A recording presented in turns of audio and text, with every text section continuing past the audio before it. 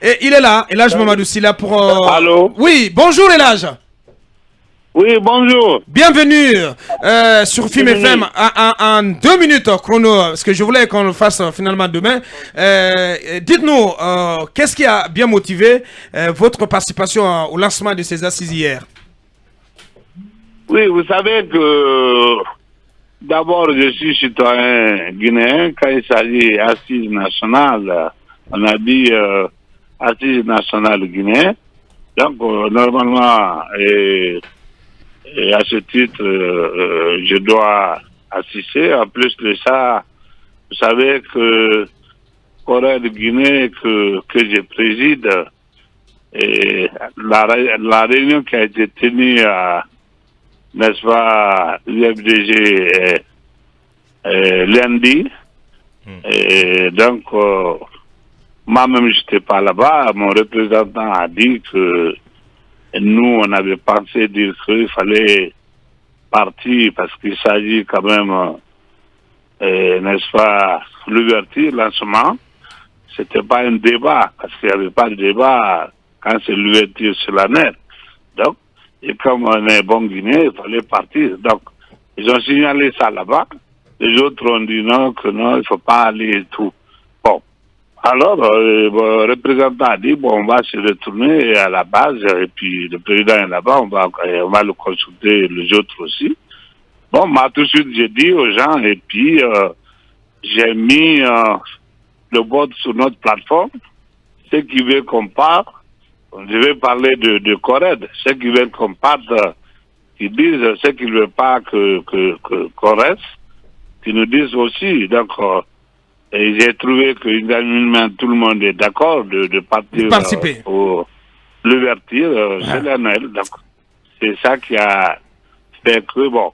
Finalement, est-ce qu'on peut dire aujourd'hui que vous êtes en train de vous éloigner de la position du groupe des 58, dont une frange importante a décidé de boycotter ces assises?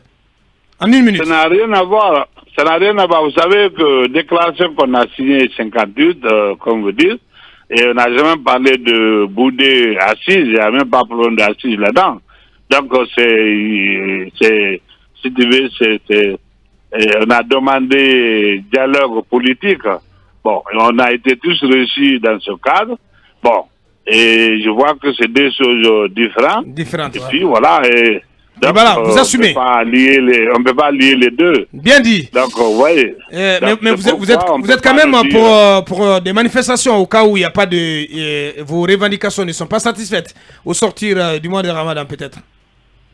Oui, vous savez, bon, on n'a pas dit quel jour que ça va être fait, mais on est signataire, d'ailleurs c'est individuel, les partis ont signé individuellement. Bon, c'est pas coalisé, par coalition on a signé, mais on reste demeure encore membre de ce 58-là. Très bien. Donc, il n'y a pas d'ambiguïté. Voilà, on n'a pas quitté, on est là-dedans, donc parce que c'est volontairement, c'est libre, personne ne peut nous exclure, sauf si nous-mêmes on veut quitter, on quitte, c'est tout. Voilà qui est bien dit. Merci surtout d'avoir été bref. C'était Elhaj Mamadou Sylla, président de l'UDG et de la Corée. Et il répondait à nos questions ce matin sur sa participation au lancement de ces journées de vérité et de pardon dans le cadre des assises nationales. On va prolonger pour 1 ou 2 minutes. Voilà, toutes nos excuses au service commercial parce qu'on est obligé de prendre dans le temps des annonceurs. On va essayer de récupérer cela derrière. On va essayer de joindre l'avocat de Loulou. Lilou. L'avocat de Lilou, voilà, à qui on refuserait, le beau garçon, qui on refuserait l'accès tout simplement au commandement. Allez-y, Mamadouri.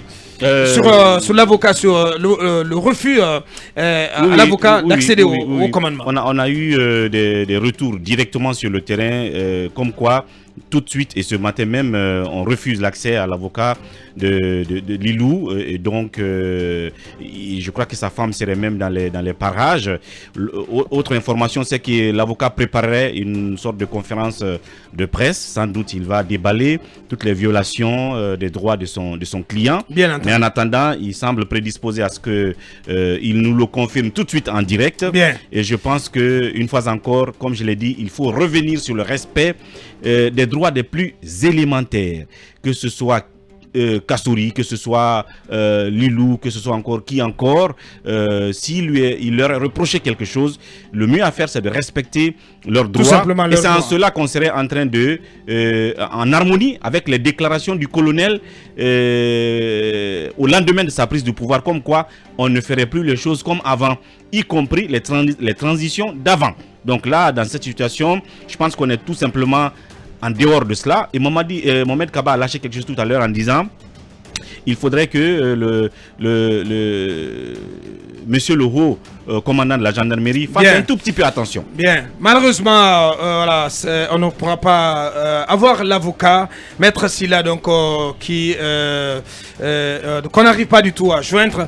Ce n'est que partie remise. On va continuer d'évoquer cette affaire, si Dieu le veut, très bien. Demain, dans cette même émission, ça n'est terminé pour aujourd'hui. Grand merci à tous les 5. Une pensée à Kaby, qui est un tout petit peu souffrant aussi, donc qui va récupérer pour être disponible demain, si tout va bien. Merci à Ibrahim Baben Diallo, Khalil Awada et au Smart Tech, à toute l'équipe technique. Ça n'est terminé pour aujourd'hui. Derrière l'équipe de Ousmane Tolo, nous vous donnons rendez-vous demain quand il sera 8h sur Film FM. Portez-vous bien, au revoir.